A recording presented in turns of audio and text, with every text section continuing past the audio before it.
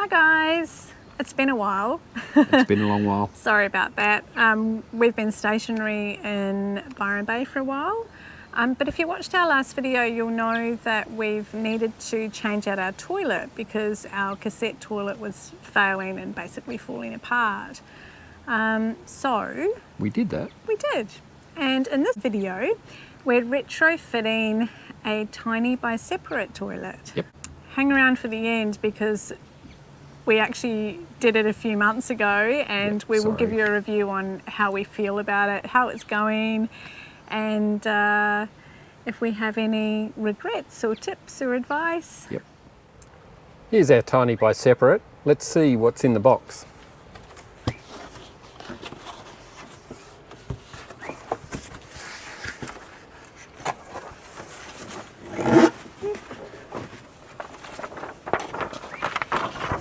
So this is our template for cutting out holes, all the normal hoo-ha.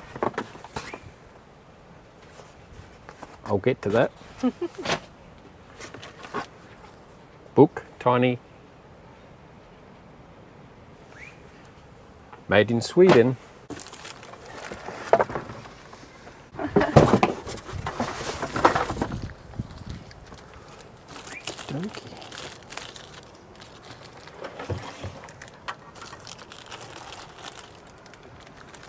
So what was in here was bags. These are urine tablets, I believe. And this is a pad, so apparently to absorb the water, you put this in the bottom of the bag. We'll show you all of that when we install the toilet.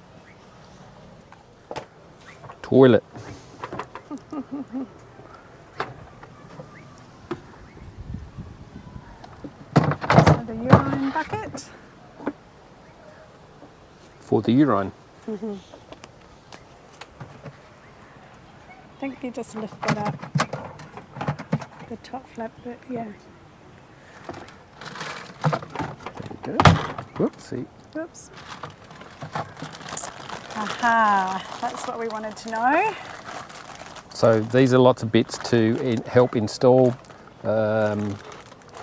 bendy pipes, all that sort of stuff.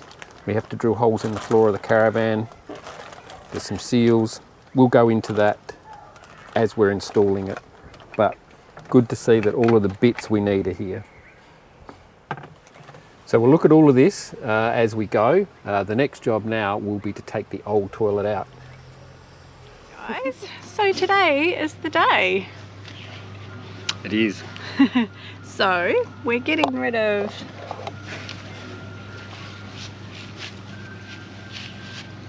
that, and we're putting in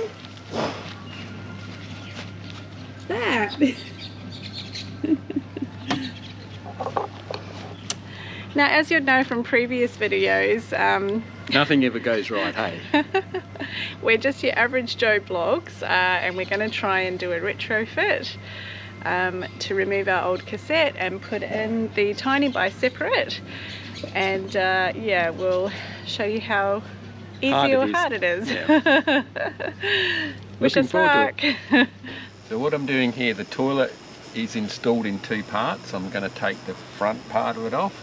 So there's a bunch of screws in here that I'm just undoing now. So I've got a couple of them. So we've got these guys here, and then the front of the toilet, this bit should come off. Actually have to, there's screws here as well, underneath there. These two.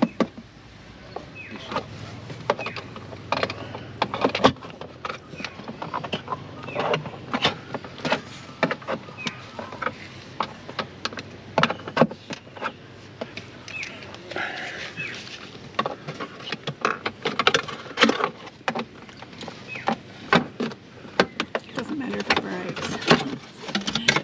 Anyway. Let's see. There's a word. So these bigger ones here, and you can see I've still got one to go there. They're just holding this toilet down. The only four that are connected through to the floor are these smaller brass ones. Mm-hmm. Those ones. whereas they are just going into holding together.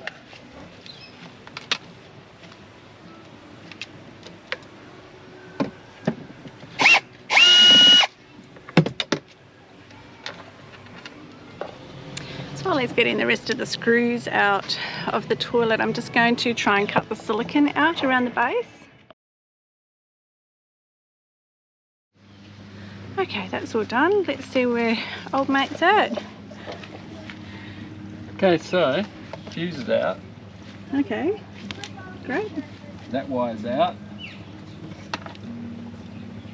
Everything's unscrewed? Everything is unscrewed. This is actually our electrical wire going to it.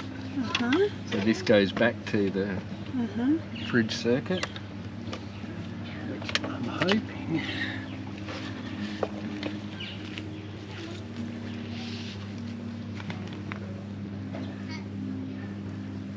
so that's where we plug that in, so that the light, because there's a light on here for the urine indicator, and also for the fan, extraction fan.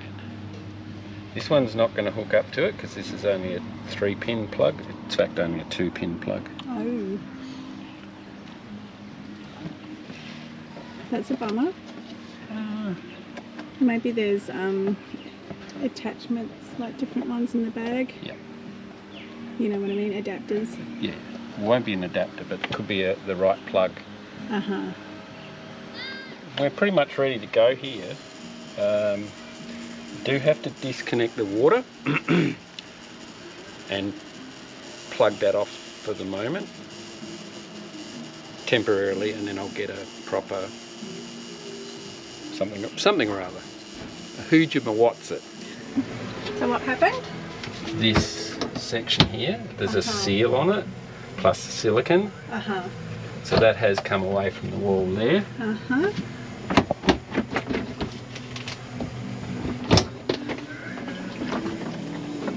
There we go. Remember, you got the water attached still. I still have the water attached. That was pretty painless. Yeah, as you can see, it's actually moved away nicely. We will have to clean up some silicone off the floor. This drain hose has to come out, and there is a water hose connection here, obviously for the flushing system. So underneath here, I will have to disconnect that and plug that off. Other than that, it is pretty much ready to come out. The drain hose goes through the floor, so I'm going to get underneath and cut the silicone away, and then that should just come out.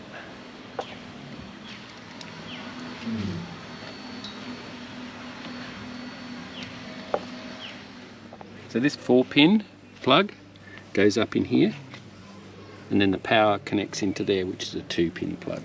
And we've got a 2-pin plug. We do. Woohoo! We've got a couple of 2-pin plugs.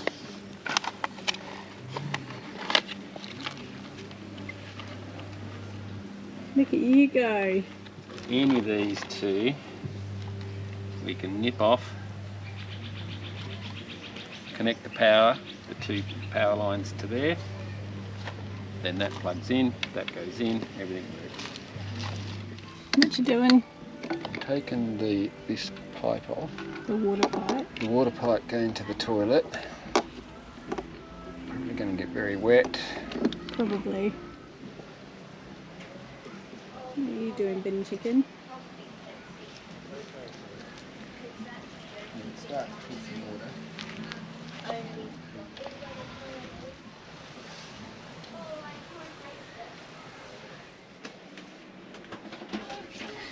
Here we go, she's out.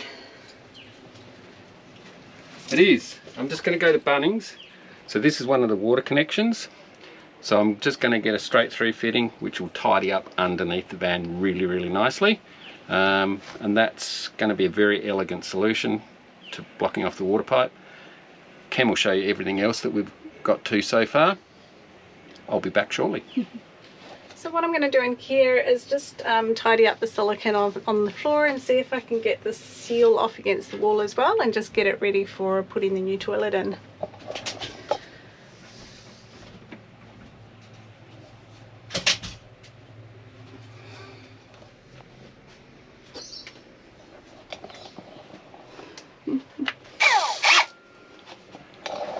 So we've got the template down. It's taken us ages to try and get the silicone off the floor, and I still can't get it 100% off. And Brenton went to Bunnings. We've got a really small Bunnings here in Byron Bay, so he wasn't able to get the parts that we needed today, but we're still going to temporarily install it, and he's about to drill the hole through the floor. How do you feel? Okay. Here we go.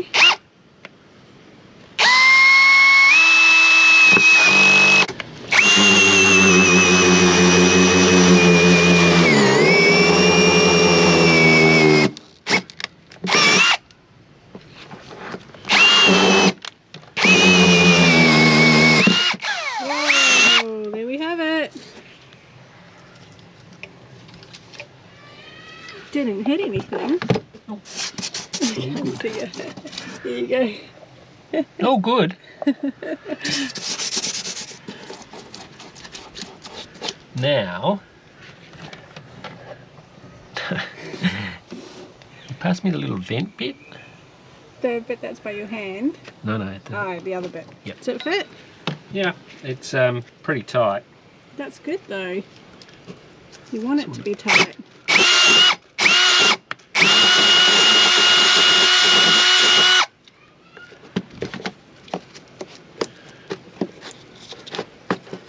Yep, You want it to be tight. That's exactly how we want it, just like that. Alright. Looking really good. This one's in. Just about to measure and cut the pipe, so I've put the pipe in there, measured it to the bottom of there, knowing that it's got a sleeve. So I'll just add that amount of sleeve onto this measurement, and we'll cut it, and it'll Bob's around his brother.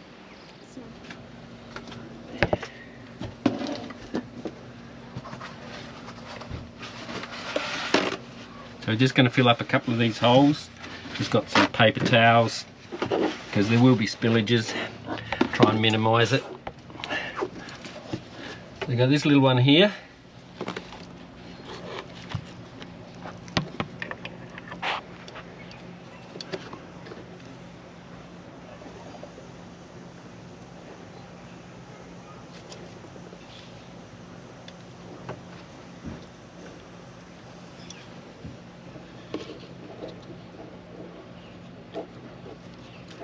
This one's a bit bigger.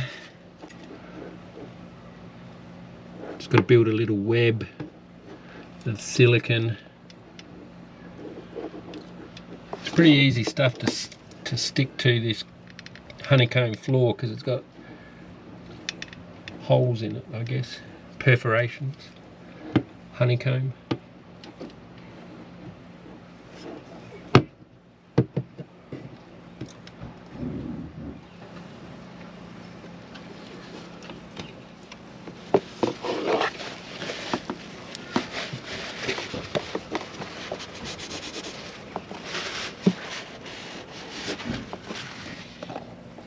Okay, that looks pretty good. These holes we don't need to do too much with other than just block them off, stop dust and water and stuff from getting in. The toilet will actually hide these. So the toilet's in. We're just going to load it up. So bucket, bags. So this is a bagging system. It's not 100% a compostable system. Well, it's not composting at all. A layering system. Layering system. This is the urine collection. We will need to empty that every 2 or 3 days. This, because of what we're doing without the water, we should last anywhere from a week to 2 weeks before emptying this. Basically, you just tie the plastic bag off, which is a compostable bag, and you just put it in the rubbish.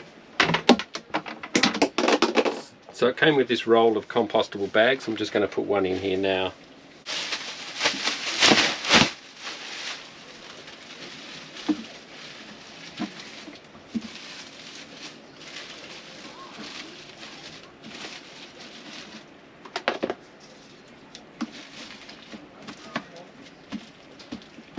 Pretty much, that's it. So it also came with this. It's a pad that goes in the bottom of here. It soaks up any extra moisture that's in your number 2s. We probably won't use this going forward, but because we're still not 100% connected, so we've got to get the fan done, we will put them in this time and see how it goes.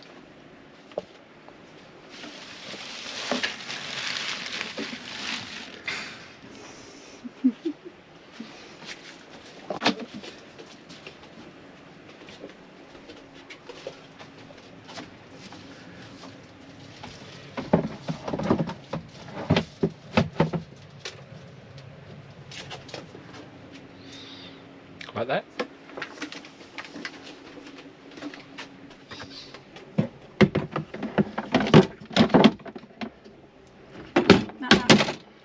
Let's take it down first.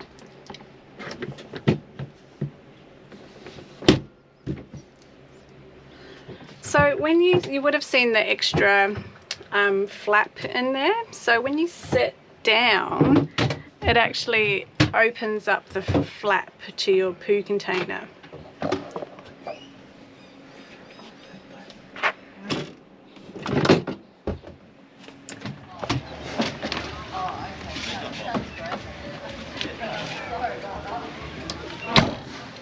What was that? The last cassette empty? The last cassette empty.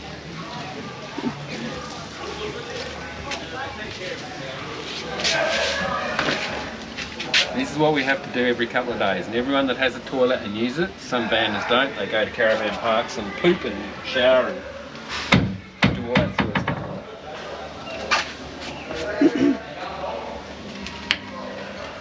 Can't deal with your own shit.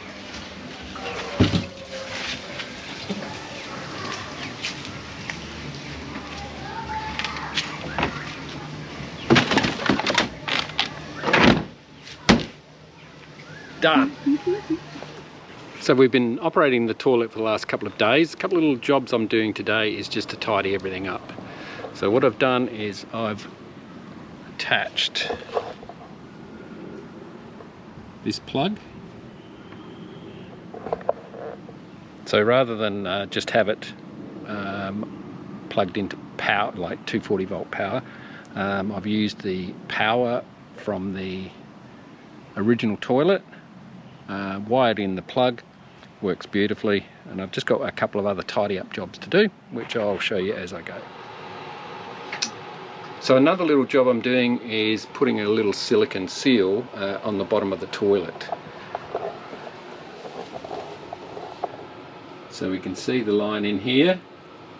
So I'm just going to fit the supplied silicone seal, and that'll go around there. Prevent water from getting underneath the toilet, keep a nice tight seal on the floor. Awesome.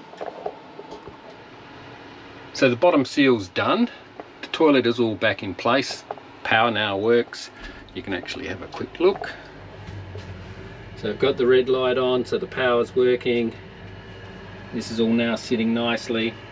I'm just going to screw it to the floor in there. And those couple of holes at the back, I'll do that as well. So it'll then be all nice and firm. One working toilet. So it's all screwed down, nice and secure.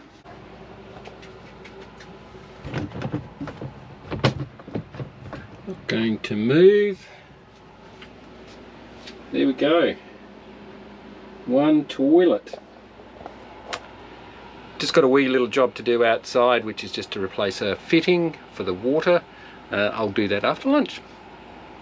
So we've had our tiny by Separett installed now for about 3 or 4 months. Yes. And how do we feel about it? I actually think it's a game changer. A couple of reasons. Firstly, the urine side of it.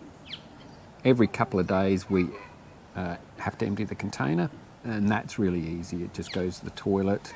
Now, if you were travelling, of course, that could be a tree or a local dump point, something like that. So, sorry to interrupt. And I think if you're travelling, like we haven't travelled with it yet, we've been stationary, but I think you'd probably want to empty it every day, just so that the urine smell's not building up. And it doesn't build up in the van. No, it's just when you're pouring it out, it can be a little bit woohoo on the nose. Yep. But if you're doing it every day, then it's Yep. not going to build up as much. And if you're in a campsite and pouring it against a tree and whatever, then there's not as much to pour out at a Yes. single time. Yep. So that would be my advice there. And with the number 2s, I think we're emptying about every 5 days, but we are stationary and we use the toilet in Full time. Full time. Yeah. So it is like a toilet in your house. Whereas if you're travelling, you're going through a town, you'll stop and have lunch and you'll go to the toilet there, use a public toilet. That would extend the time out on the number 2s to at least 6 or 7 days. And it is really, really easy. There's a little bit of pong, and if you're like a bit worried about it, a handful of sawdust or something on top when you open it up. And it's really easy. You just pull a bag out, tie it up, chuck it in the bin. I think the thing with the Tiny by Separett is, so it's a bagging toilet, so it's not a proper composting toilet. And there is a fan which extracts any excess moisture and sort of dries it out. Yep, it has a little carbon filter on it as well. So, So you get like a poo smell when you pull it all apart and you look at the poo and pull the bag, you just get a poo smell. So it's not like a disgusting chemical poo smell, which anyone who's emptied a cassette knows all about that.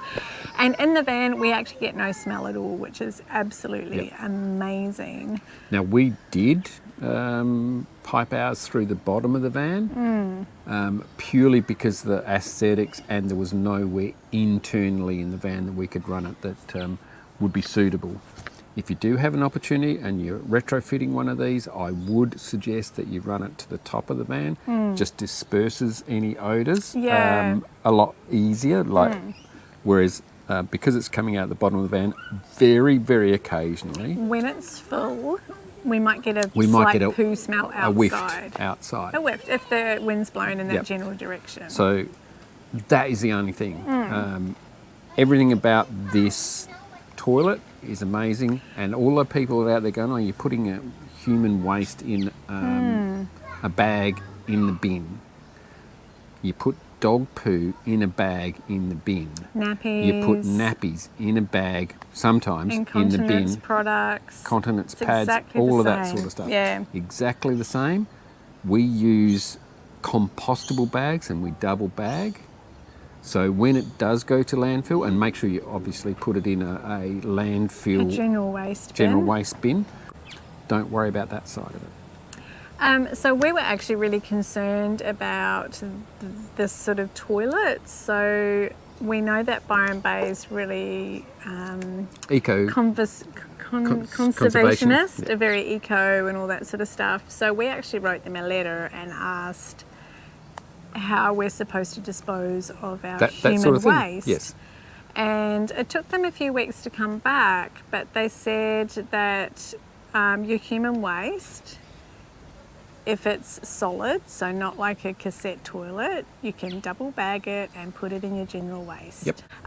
My tiny little issue is the Tiny by Separett's actually quite a big toilet space. I don't have this. You don't have this issue. So if I'm having a wee, I need to sit towards the front of the seat to make sure my urine goes into the right space. And if I'm having number 2s, I need to make sure I'm sitting towards the back of the seat. If I need to do both, then sometimes... Apparently it's a juggling act. It is. It's like, ooh, forward, back. But too much information, I know.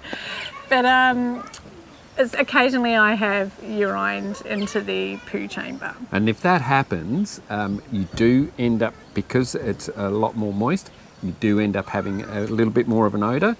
That can be controlled pretty easily by putting... Like sawdust sort of stuff. So we just grab a handful of that in there, yeah. and that'll sort it out. Yeah. If you're using sphagnum moss, those sorts of things, they're pretty much the same. Just a handful of that over the top. Yeah. Bob's your oney's brother. Yeah. Oh, guys, you do have to sit down. You have to sit down. Yeah.